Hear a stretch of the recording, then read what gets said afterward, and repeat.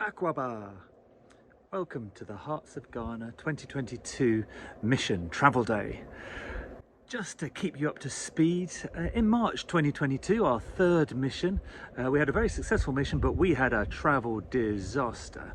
We got to the Newcastle airport and at 7:30 we got to the front of the queue and they said all our flights had been cancelled. British Airways cancelled our flights. We had a nightmare.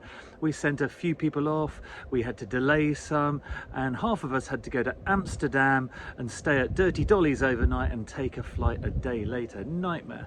Well, we got there in the end. It was really delayed, but we thought for the fourth mission we were going to do it properly. No British Airways, no Newcastle airport. I was going to sort this. So at 4:06 this morning, boom, we got notification from KLM that our flights had all been cancelled. Disaster. So after a frantic hour and a half on the phone, it turns out there is no way to get us out to Ghana today. Travel day is not a travel day. Travel day is sitting in my garden doing absolutely nothing. So we have rebooked in Newcastle Airport. We're going to go tomorrow, and Enoch's out there. Tim and Bivana have flown from Manchester, and we've got one other person, but then the 8 of us are going to go out. So we'll get there in the end. Travel day is going to be a little bit deferred, but welcome to the Hearts of Ghana mission. We're going to blog every day, so keep an eye out for us, and hopefully things will just get better from now on. So welcome, I hope you enjoy these blogs, and thank you very much for your support for the Hearts of Ghana appeal.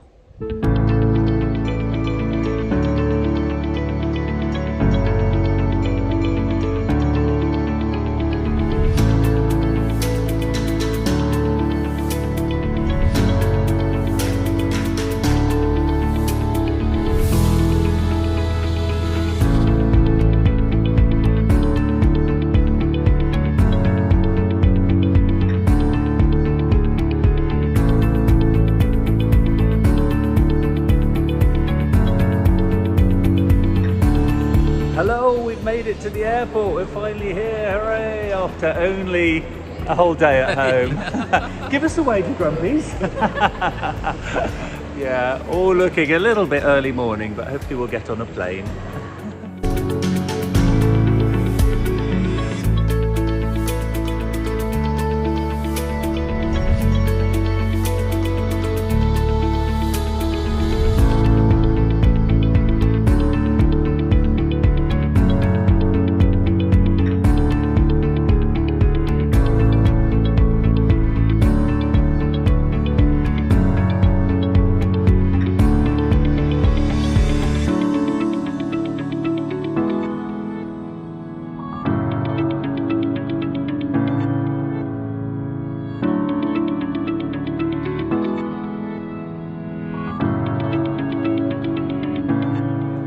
Hello, so we're going to introduce you to the team. Richard, what's your name? How many times have you been on a mission and what are you doing? Hi, I'm a noob, first time on the mission. I will be doing Echo with Nick.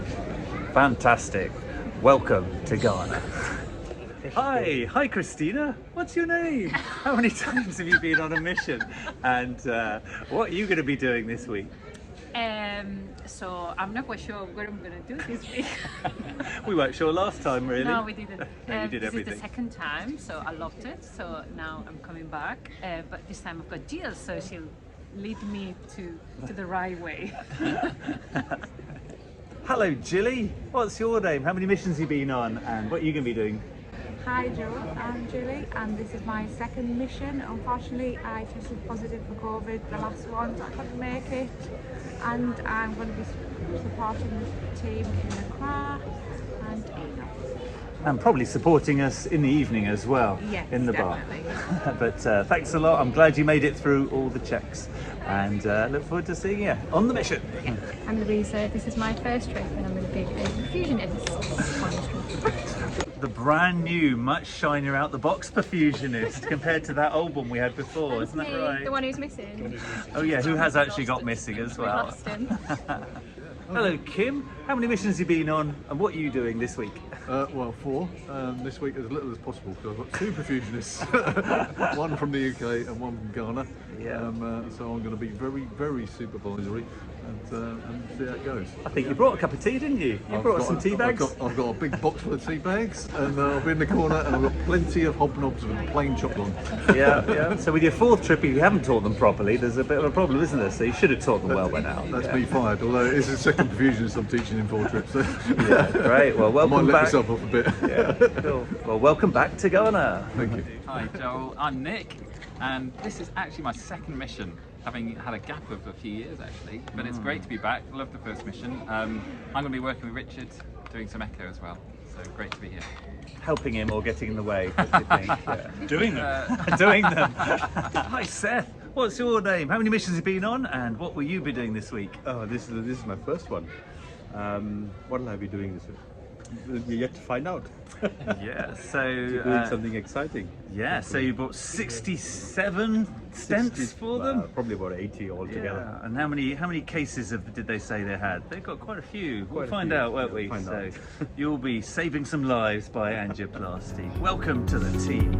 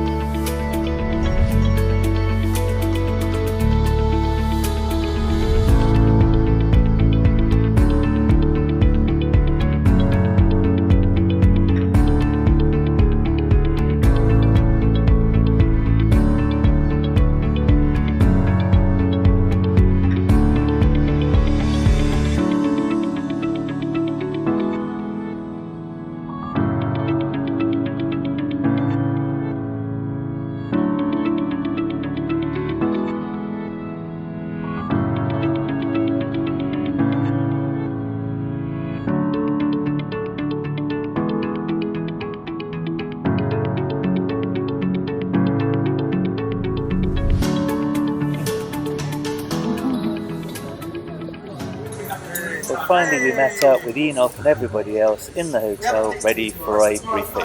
So today was a good day. We went with went to the hospital Bath first thing this morning, had a little tour, which we'll repeat again tomorrow for those of you who haven't been there before.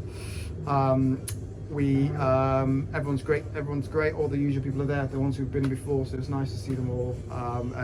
Yeah, it's really nice to get back actually.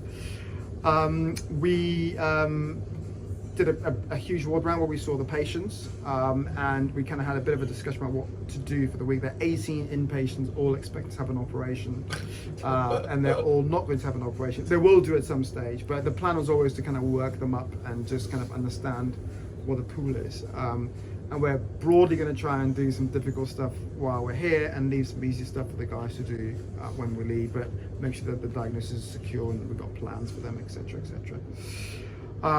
So tomorrow, and I'll go through the patient in a second, but the plan tomorrow is we're going to try and do a case tomorrow because we just felt that we don't want to lose too much momentum.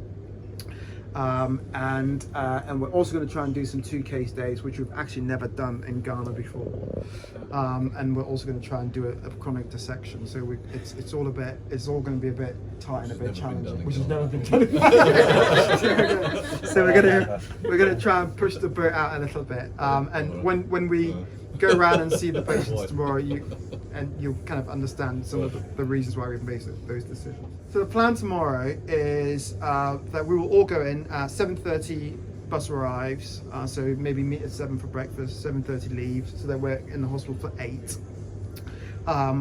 We will try and get an echo done on our first patient first thing, so that at least we know that it's all right and she can just go straight to the theatre. So she'll be nil by mouth overnight. She's being prepped for theatre, but she'll have an echo before we do anything. So as soon as we get there, I'll get you guys to peel off and sort. What do we think's wrong? She's got severe mitral regurgitation. Mitral. She's a 46-year-old lady. She's a teacher. She has about a 2 or 3 year history of worsening shortness of breath. She's had a couple of admissions with acute decompensated heart failure. And she's had an echo that shows severe mitral regurgitation. She's the one with anterior leaflet prolapse. We talked a bit about whether we should repair her or not. The Ghanaians actually aren't that keen because, yeah, I can see that anterior leaflets 10 years, 80%, 70%, you know, she's got no prospect of ever having a redo. She definitely doesn't have children, and she wants a fix that will last forever. So I think on balance, we just got a mechanical mitral valve.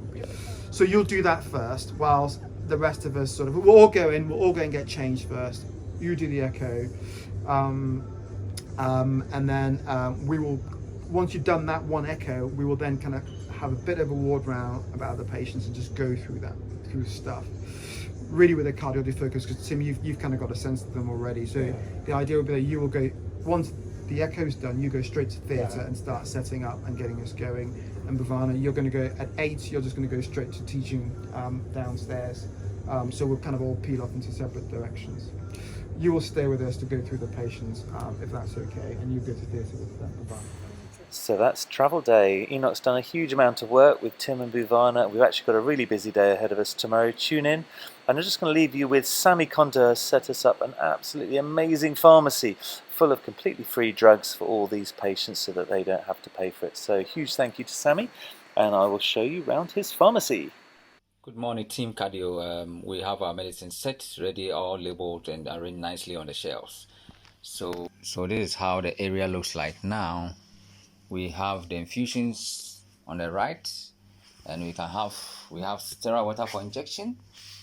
We have dextrose 5% in normal saline DNS. On the left hand side is the shelf which has our protamine, enoxaparin, heparin, vecuronium, neostigmine, warfarin oral, clindamycin oral, and then piperacillin, tazobactam IV, and O7 IV, which is ceftriaxone IV. Under it, we have a list of drugs. We have the metaraminol, we have the vasopressin, the butamine, adenosine, atropine, digoxin, labetalol, clonidine, phenylephrine, atropine, haloperidol, flumazenil, and then furosemide, all nicely arranged here. And then our game changer, that is the cardioplegia, is also set for the cases. On this side, we have gelofusine. We also have noradrenaline, mirinone, amiodarone, nitroglycerin, adrenaline, and then gelofusine injection. Below it, we have propofol, which is nicely arranged. Here, we have diazepam. We have this set of drugs, domicium, isoflurane gas, bupivacaine, fentanyl, diclofenac, morphine, lidocaine, nicely arranged in this shelf too. The lower shelf has the omeprazole for GI. We have ondansetron and metoclopramide, and then for the electrolytes, we have sodium bicarbonate, calcium gluconate, magnesium sulfate, and potassium chloride. And then we also have hydrocortisone, we have dexamethasone, and then salbutamol nibbles. And then we have tranexamic acid, also nicely arranged in the lower shelf. So it's clear here. Our mannitol 10% infusion is here, and then we also have dextrose 50%, and then under it the dextrose 5%. Now, also in the fridge, we have the cold chain clindamycin injection as an antimicrobial agent. It's nicely arranged in the fridge, the clindamycins. So post-op management.